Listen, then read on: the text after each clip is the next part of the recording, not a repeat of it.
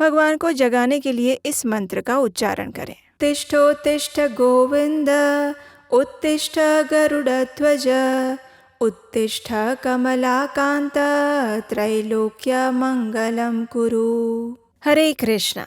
इस वर्ष की सबसे बड़ी एकादशी यानी देव उठनी एकादशी प्रत्येक वर्ष कार्तिक मास के शुक्ल पक्ष में आने वाली एकादशी को देव उठनी एकादशी के नाम से जानते हैं। ये वही एकादशी है जब भगवान श्री हरि 4 मास की योग निद्रा के बाद जागृत अवस्था में आते हैं। इस बार ये देव उठनी एकादशी आ रही है 12 नवंबर 2024 मंगलवार के दिन और उसका पारण हम करेंगे अगले दिन यानी 13 नवंबर 2024 बुधवार के दिन। पारण करने का समय है प्रातः 6:52 से लेकर 10:24 के बीच में। ये एकादशी अत्यंत विशेष है। इसी एकादशी से तुलसी विवाह का भी आरंभ हो जाता है और भीष्म पंचक व्रत का पालन भी हम इसी देव उठनी एकादशी से करते हैं। तो चलिए आज के इस वीडियो में देखते हैं कि आखिर इस विशेष एकादशी का पालन करने की संपूर्ण शास्त्रोक्त विधि क्या है। तो अंत तक इस वीडियो में बने रहिएगा और अगर वीडियो अच्छा लगे अपने परिवारजनों के साथ भी शेयर कीजिएगा। इसी एकादशी से भीष्म पंचक व्रत का भी प्रारंभ होता है। ऐसा कहा जाता है कि जो मनुष्य संपूर्ण कार्तिक मास का पालन नहीं कर सकता उसे कम से कम कार्तिक के ये अंतिम 5 दिन यानी कि भीष्म पंचक व्रत का पालन अवश्य करना चाहिए। ये 5 दिन आरंभ होते हैं कार्तिक मास के शुक्ल पक्ष की एकादशी से लेकर कार्तिक मास की पूर्णिमा तक। और इस भीष्म पंचक व्रत का पालन करने की विधि क्या है, इसके ऊपर हम एक पहले ही वीडियो बना चुके हैं। उसका लिंक नीचे डिस्क्रिप्शन में भी होगा और आपको हमारे चैनल पर भी मिल जाएगा। और ये ऐसी विशेष विधि है जो शायद ही आपको कहीं मिले, जो शास्त्रों से प्रमाणभूत है और सरल भी है। तो इस बार की जो एकादशी है उसका पालन करने के लिए मनुष्य को सबसे पहले अपनी चेतना को शुद्ध करना होगा। अगर आप इस व्रत का संकल्प लेना चाहते हैं और पूरी निष्ठा और कठोरता पूर्वक उसका पालन करना चाहते हैं तो उसका आरंभ हो जाएगा दशमी के दिन से ही यानी 11 नवंबर से। इस दिन संध्या के समय आपको भोजन यानी अन्न युक्त भोजन नहीं लेना है। अगर लेना चाहते हैं तो सूर्यास्त से पहले ले लीजिए। उसके बाद अपने दैनिक कार्य समाप्त करके रात्रि के समय जल्दी सो जाइए। संभव है तो भूमि पर शयन करें और दशमी, एकादशी और द्वादशी इन 3 दिनों के लिए कम से कम ब्रह्मचर्य व्रत का पालन अवश्य करें। अगले दिन एकादशी पर प्रातः ब्रह्म मुहूर्त में उठ जाएं। ब्रह्म मुहूर्त का समय यानी सूर्योदय से 1.5 घंटा पहले का समय। उठने के बाद सबसे पहले अपने गुरु का स्मरण करें, श्रील प्रभुपाद से प्रार्थना करें और भगवान श्री हरि का स्मरण करें। उसके बाद स्नान इत्यादि से स्वच्छ हो जाएं। स्नान करते समय आप उस जल में सभी पवित्र नदियों का आवाहन कर सकते हैं। अगर आप गंगा जी, यमुना जी, गोदावरी, सिंधु, कावेरी इत्यादि पवित्र नदियों में स्नान कर सकते हैं तो सबसे श्रेष्ठ है। लेकिन अगर आपके लिए ये संभव नहीं है तो आप अपने घर में अपने स्नान के जल में थोड़े से गंगा जल की बूंदें मिला लें और उसके बाद इस मंत्र का उच्चारण करें। गंगेश यमुने चैव गोदावरी सरस्वती नर्मदे सिंधु कावेरी जलस्मिन् सन्निधे कुरु। इस प्रकार मंत्र बोलकर हम सभी पवित्र नदियों का आवाहन करते हैं और उनसे प्रार्थना करते हैं कि वे हमारे इस स्नान के जल में अवस्थान करें। अगर आपके पास गंगा जल उपलब्ध नहीं है तब पर भी आप इस मंत्र का उच्चारण करके सभी नदियों का आवाहन कर सकते हैं। कार्तिक मास में प्रातःकालीन स्नान अत्यंत महत्वपूर्ण माना गया है और इस प्रकार मंत्र उच्चारण द्वारा आप सभी पवित्र नदियों में स्नान करने का फल प्राप्त कर सकते हैं। अब स्नान के बाद स्वच्छ वस्त्र धारण करें। तत्पश्चात आपके घर में जहाँ पूजा का स्थान है या फिर मंदिर है उस स्थान को स्वच्छ करें और फिर भगवान को जगाएं। अब देखिए, इस देव उठनी एकादशी पर भगवान श्री हरि 4 मास की योग निद्रा के बाद जागते हैं, तो इसलिए उन्हें जगाने के लिए भी विशेष विधि का पालन करें। सबसे पहले एक आचमन पात्र लें, उसमें अगर गंगाजल है तो उसकी कुछ बूंदें डालें और अगर गंगाजल नहीं है तो अपने दाहिने हाथ की तीसरी उंगली से उसमें पानी में डुबोकर इसी मंत्र का उच्चारण करके सभी पवित्र नदियों का आवाहन करके उनसे प्रार्थना करें कि वे इस आचमन जल में समाविष्ट हो जाए। उसके बाद इस पवित्र जल से आचमन करें और फिर घंटी बजाते हुए अपने गुरु का स्मरण करके आपके घर में जो भी विग्रह हैं या फिर भगवान के स्वरूप हैं उनके नाम का उच्चारण करते हुए उनका जय घोष करते हुए भगवान को जगाएं। भगवान को जगाने के लिए इस मंत्र का उच्चारण करें। तिष्ठोत्तिष्ठ गोविंद उत्तिष्ठ गरुड़ध्वज उत्तिष्ठ कमलाकांत त्रैलोक्य मंगलम कुरु। यानी हे गोविंद उठिए, हे गरुड़ध्वज उठिए, हे कमलाकांत लक्ष्मीपति कृपया निद्रा का त्याग करके तीनों लोकों का मंगल और कल्याण करें।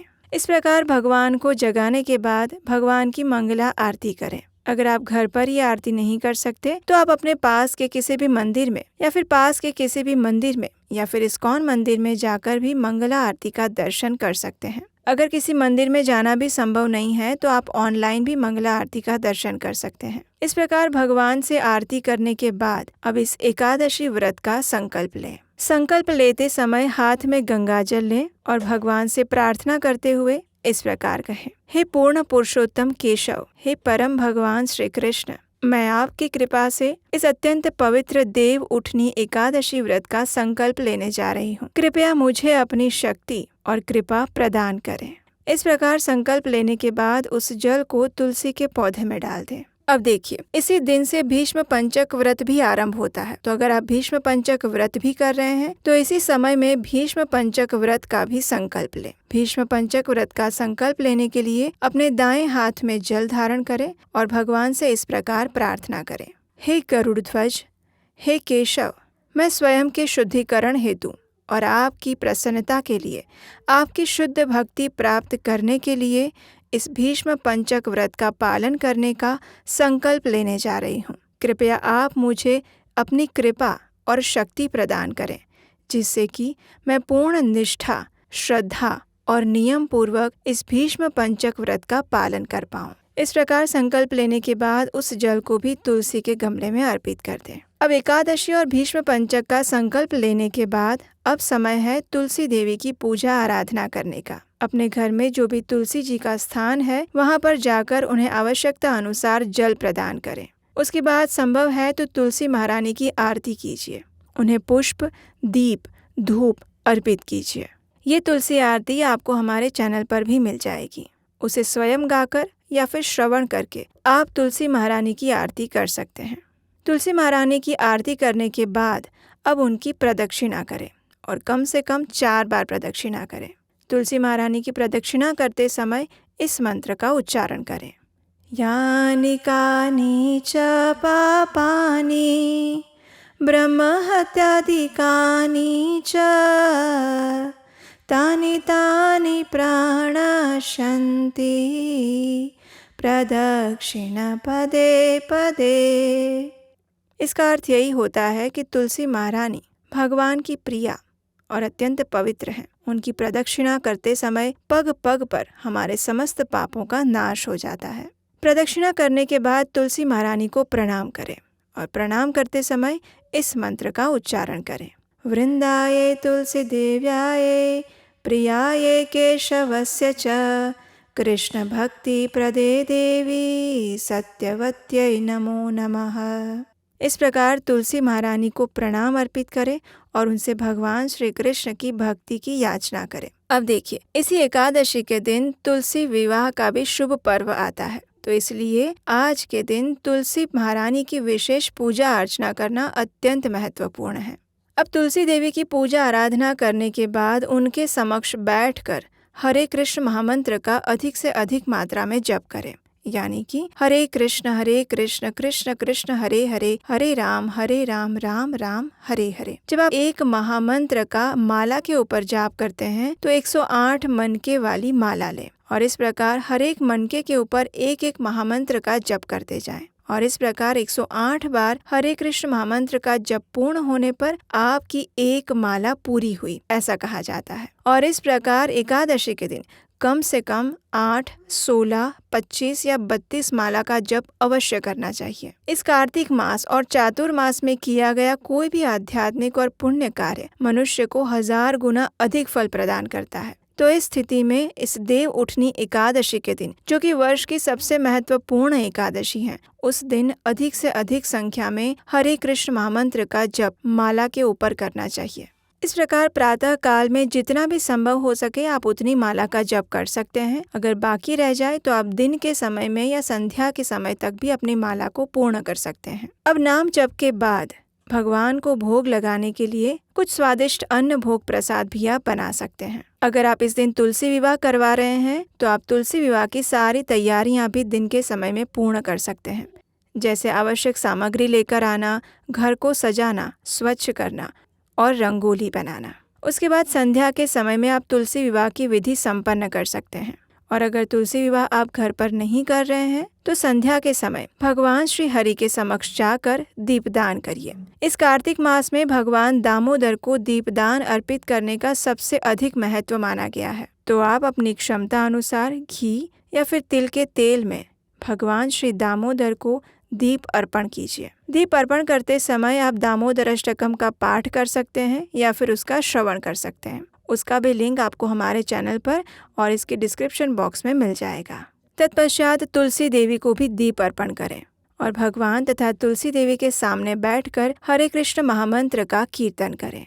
अब देखिए, एकादशी के दिन हम उपवास का पालन करते हैं। उपवास के दो अर्थ होते हैं। एक होता है उप यानी नजदीक और वास यानी रहना, यानी कि एकादशी के दिन उपवास का अर्थ है भगवान श्री हरि के पास रहना।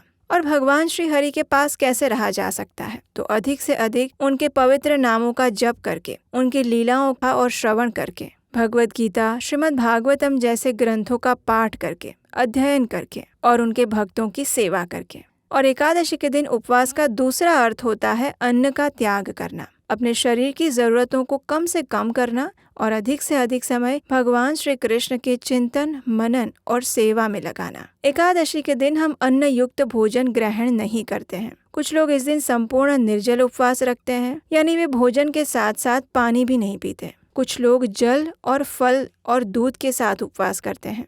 लेकिन अगर आपकी शारीरिक स्थिति ठीक नहीं है, अगर आप सगर्भा महिला हैं या फिर बच्चों के लिए या वृद्धों के लिए इतने कठिन नियमों का पालन करना संभव नहीं होता, तो ऐसी स्थिति में आप इस एकादशी के उपवास में दूध, फल, जल, फलों का रस, एकादशी में बनाया जाने वाला प्रसाद, ये सारी चीजें ले सकते हैं। एकादशी के दिन क्या खाना चाहिए और क्या नहीं खाना चाहिए, इसके ऊपर भी हमने एक विशेष वीडियो बनाया है। वो भी आप हमारे चैनल पर जाकर देख सकते हैं, जिसमें हमने वो सभी सामग्रियां बताई हैं जो कि एकादशी के दिन आप इस्तेमाल कर सकते हैं। तो इस प्रकार आप अपनी क्षमता के अनुसार एकादशी के दिन उपवास का पालन कर सकते हैं, लेकिन किसी भी स्थिति में अन्न ग्रहण नहीं करना है। चाहे आप तुलसी विवाह भी करवा रहे हो और उसमें आप भगवान को अन्न भोग भी लगा रहे हो, लेकिन फिर भी उस प्रसाद का सेवन भी आपको एकादशी के दिन बिल्कुल नहीं करना है। उस प्रसाद को आप अगले दिन यानी कि द्वादशी पर ले सकते हैं। एकादशी के दिन प्रयास करें कि अधिक से अधिक अपनी चेतना को और अपने मन को भगवान श्री कृष्ण के चरण कमलों पर केंद्रित रखें।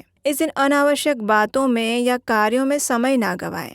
टीवी, मोबाइल, सीरियल्स, मूवीज, इन सब चीज़ों में अपना समय बिल्कुल ना व्यय करें। झूठ, असत्य ना बोलें, हिंसा ना करें। मन, कर्म या वचन द्वारा किसी को भी कुछ भी बुरा लगे ऐसा कोई शब्द या वाक्य ना बोलें और कार्य भी ना करें। अगर संभव है तो दिन के समय में सोना भी नहीं चाहिए।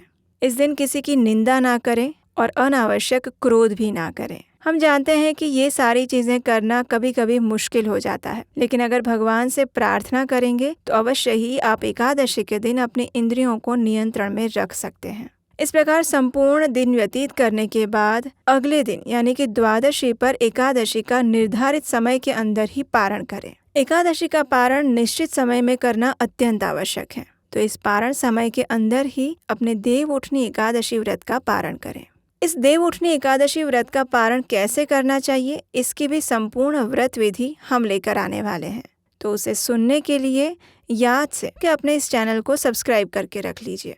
बेल आइकन दबाकर नोटिफिकेशन ऑन रखिए ताकि आपको इस विशेष देव उठनी एकादशी के पारण की भी संपूर्ण विधि प्राप्त हो सके। उसके लिए आप एक और काम कर सकते हैं और वो है हमारे व्हाट्सएप और टेलीग्राम ग्रुप से जुड़ जाइए, जिससे आपको एकादशी से जुड़े सभी रेगुलर अपडेट्स मिलते रहेंगे। तो ये थी इस बार देवउठनी एकादशी से जुड़ी हुई व्रत विधि की संपूर्ण जानकारी। अगर ये जानकारी अच्छी लगी है तो इस वीडियो को लाइक ज़रूर कीजिएगा, इसे अपने मित्रों परिवारजनों को शेयर कीजिए और इसी के नियमों अनुसार आप इस एकादशी का पालन करिए। अगर आपको हमारे द्वारा किया जा रहा वैदिक ज्ञान का ये प्रचार कार्य अच्छा लग रहा है और आप इससे संतुष्ट हैं तो आप हमें आने वाली कथाओं और वीडियोस को बनाने के लिए अपना आर्थिक सहयोग भी भेज सकते हैं। स्क्रीन पर नंबर दिया गया है। आपका आर्थिक योगदान हमें इस कार्य को निरंतर चलाते रहने के लिए सहायक बनेगा और वैदिक धर्म का प्रमाणभूत प्रचार करने का पुण्य फल आपको प्राप्त होगा। तो चलिए इस आने वाली वर्ष की सबसे महत्वपूर्ण देवउठनी एकादशी का पूर्ण श्रद्धा और नियम पूर्वक पालन करने का प्रयास करते हैं और परम भगवान श्री कृष्ण से यही याचना करते हैं कि वे सदैव हमारे मन, हृदय और चेतना में वास करें। हरे कृष्णा।